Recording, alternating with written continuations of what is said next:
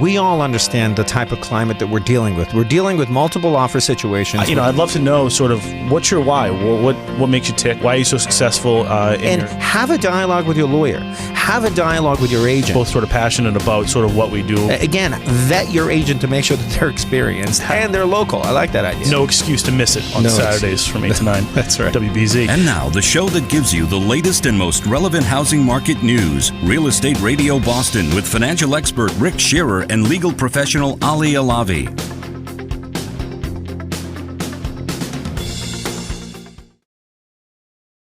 Tell us a little bit about your business and where you are, what you do.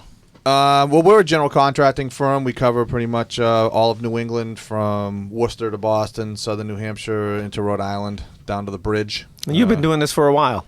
Yeah, about 15 years now. Exactly. And we are absolutely slammed because of the winter ice dam insurance claim work on top of everything else that we already had going on with I was going to ask you, so how is the market doing as far as construction is concerned, besides obviously all the ice dams and the craziness that everybody experienced? Everyone I talk to is straight out.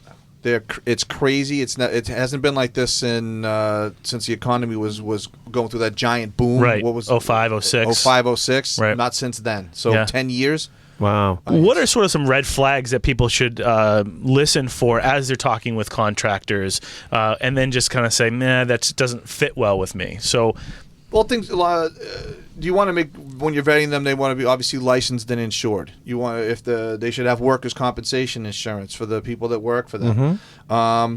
You want to know if they have, are they going to use their own employees, or are they subcontracting everything? How much control do they have over the schedule? Because subcontractors have their own schedules, and sometimes if they can't get back, then the project could sit for several days. So sure. Is that a big issue for you?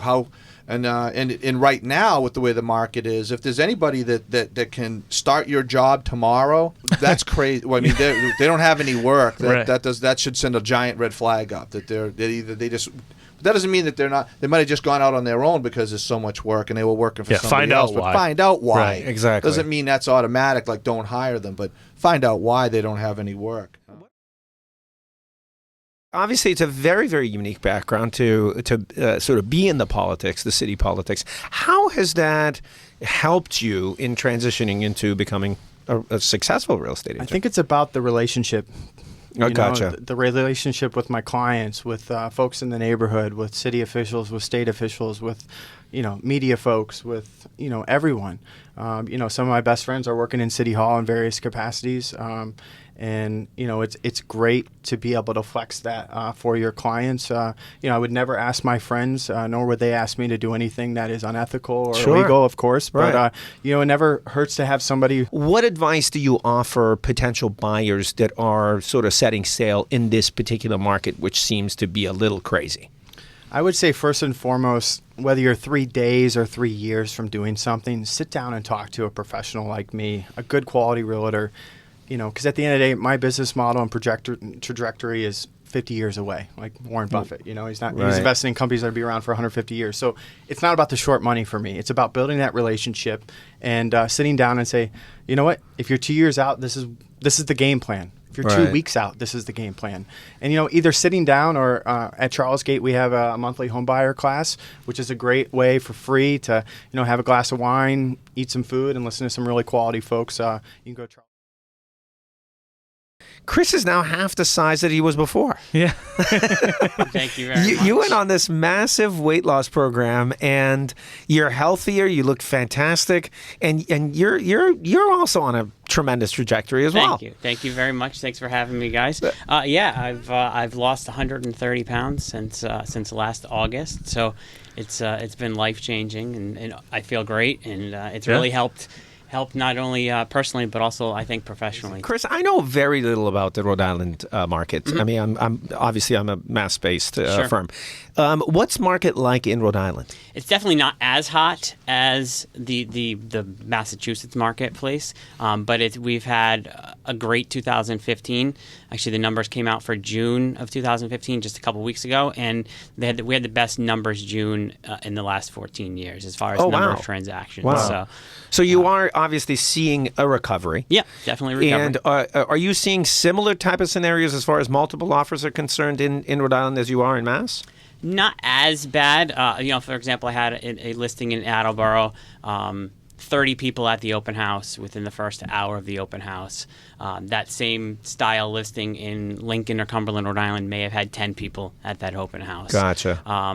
You're not getting as crazy a marketplace. It's not like as soon as it comes on the market, you have to see it. You have to be in that afternoon or you lost it. But things are moving really And fast. I asked you for your business card, and in return you said, I don't carry a business card with me. And I said, well, why not? And you sort of token yourself as a digital agent. Correct. Tell us a little bit about that. What does that mean? I mean, everything in the marketplace, especially in real estate, is moving towards being digital. Mm-hmm.